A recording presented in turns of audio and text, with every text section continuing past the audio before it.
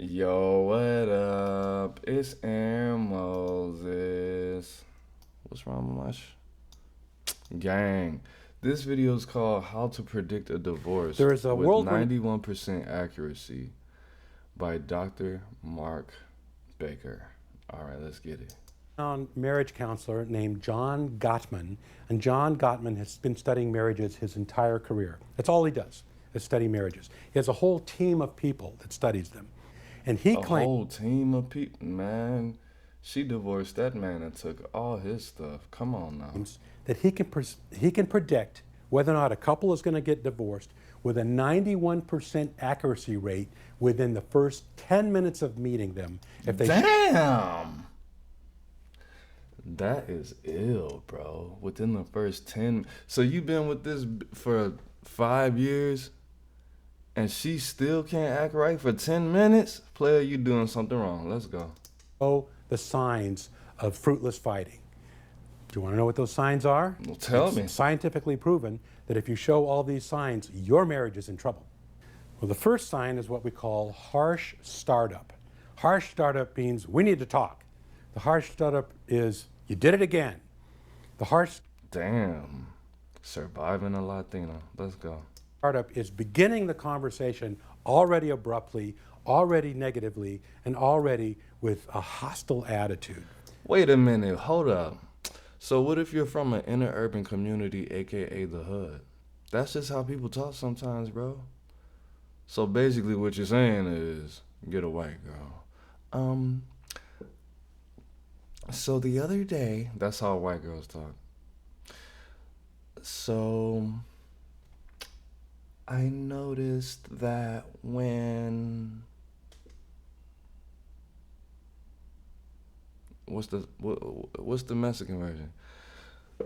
So okay, so let me ask you this. Hostile. 2 months ago. Oh, okay. So that's how you start conversations? Good morning. Hello. So you just gonna act like, damn. Maybe. Well, the next Maybe sign that's just me. is actually four things. Gottman calls it the four horsemen. It's defensiveness, contempt, which we've already talked about, criticism, and stonewalling. Those are the four horsemen that together make up the next sign of divorce. Now, what is horsemen? So we got Dakia, And stonewalling. Shanika, Crystal with a C, and Stantavia. Those are the four horsemen that together make up the next sign of divorce. Now, what is stonewalling? Stonewalling, which is when one person in the couple is See, I like him. He knew niggas don't know what stonewalling means. not responding. Stonewalling is, yeah, okay, yeah, sure. Maybe looking out the window, you're having a conversation, but they're not Damn, looking that's at what I you. do. They're not really telling you how you feel, how they feel. You don't really know what's going on inside of them. That's what I do. You know why I know? Because that's what my BM, something that she always says to me that just, it's triggering, bro. Shout out to my BM. She's a lovely lady. So you're not gonna say anything? No eye contact? No response? You do this all the time. You're not even being present with me. I'm like, bro, let me think. Let me think before I speak. That's why we're in this situation in the first place. Because I wasn't thinking. Let me think.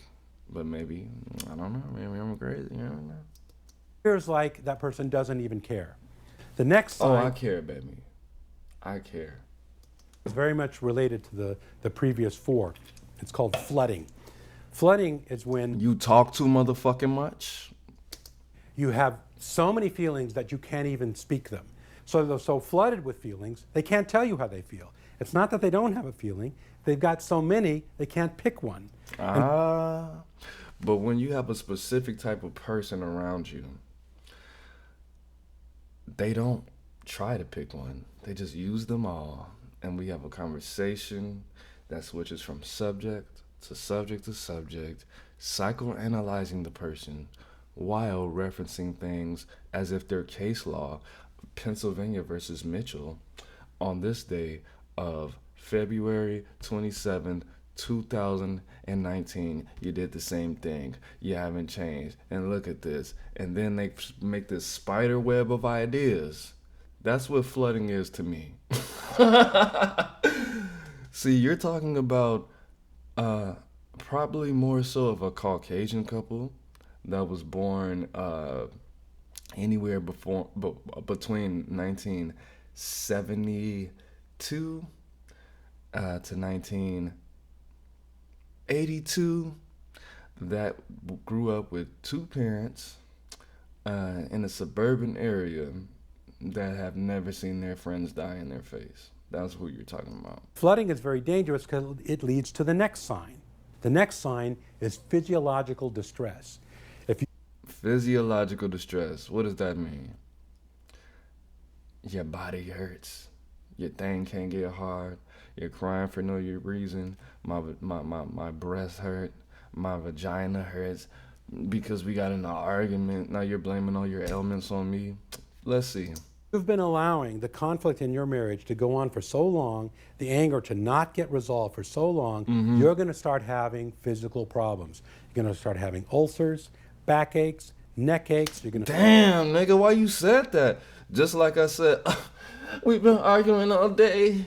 My teeth hurt. Like, bro, that's because you eat so many sweets. No, it's because I was talking so fast.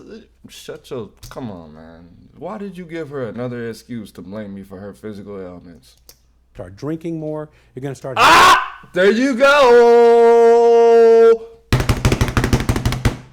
You're going to start doing what? Start having ulcers, backaches, neck aches. You're going to start drinking more. I told you. Aaron, just because you're an alcoholic and you didn't have a mom and your dad didn't love you, that can't mean you just drink. No, it's not because of that. I've been on that for 33 years. You stress me out. You're the reason I drink. All you bitches. Start having physiological problems. You're going to start failing from the inside. The last two signs... You see? That's why I'm a failure. Because you make me drink. Because what did he say before? What's the 5 signs? I watched this video on Instagram and it described our relationship completely. Oh my goodness. That together make up the next sign of divorce. What is that? Looking at you, appears like because that person... you stonewall me, because you gaslight me, because you ass like me. You be pulling up your dress and not knowing that I want to, but you really know I want to. Because you come in the conversation hard and it hurts my feelings. You're being too aggressive. It reminds me like when I was a kid, my mom used to come home from work. You're defensive. I ask you something and you defend yourself. You hold me in contempt. You criticize me. And I stonewall you. You triggered me. And you flood me with all these emotions. Alright, let's get it. Let's finish this video strong. means. What it means... Damn, more symptoms? I thought we was done. 2 signs of marriages that are in distress that leads towards divorce are bad memories and failed repair attempts. What does bad memories mean? What it means is you interpret history negatively. You're only remembering... See? You interpret history negatively. History. That's my last name. They all do it. The negative things from the past. It's like, yeah, I remember our wedding. Yeah, he was late. He was late to that. He's still late today. You forget all the good things and you remember all the bad things. You're reinterpreting history negatively. Bad memories, bad sign, leading to bad things in your relationship. And the last thing is failed repair attempts. This is really critical. Everybody fights. Even good marriages fight. Fighting in a marriage is not a problem. The problem is, what are you going to do about it? And the really critical thing is to be able to... Does this mean I'm not shit? I mean, we already know that, but damn, bro. I didn't know how toxic I was until, because I do all of this shit. I think it's the drugs, though. Anyway, let's get it. Repair what you did. Mm-hmm. Fighting isn't a problem. Not being able to repair it is. And repair attempts can be simple. It can be as simple as coming to a common understanding. It can be as simple as communicating that you're on the same side. But you've got to have the ability to get back on the beam. You've got to have the ability to get back on track again. You've got to have the ability to repair. Most marriages never really solve their problems. Yeah, I know, that's sad news, but it's true. Gottman has discovered this, that you will spend most of your marriage fighting about the same issues over and over and over again. You're never going to see child rearing the same way. You're never going to see your in-laws the same way. You're never going to manage money the same way. You're never going to do lots of things the same way. Damn, this nigga's spitting, man. You'll come to a common enough agreement to live with the difference between the two of you. But for most things that you fight about, you never do come to a common understanding of them. So why do people fight? You fight because you want to be connected. You feel... I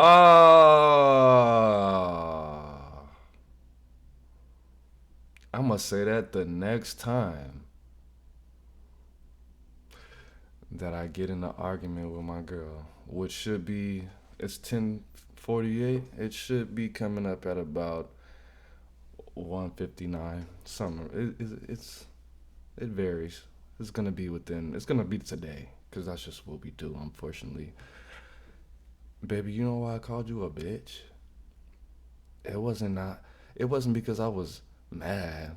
It wasn't because I was frustrated about what you did. It was because I wanna connect with you. And it just seemed like you weren't on my side, you know? Because that's all I do is think about you. You remember when we went to that Stevie concert, the Stevie Wonder concert in MacArthur Park? That's the same reason that, you know, we had that argument.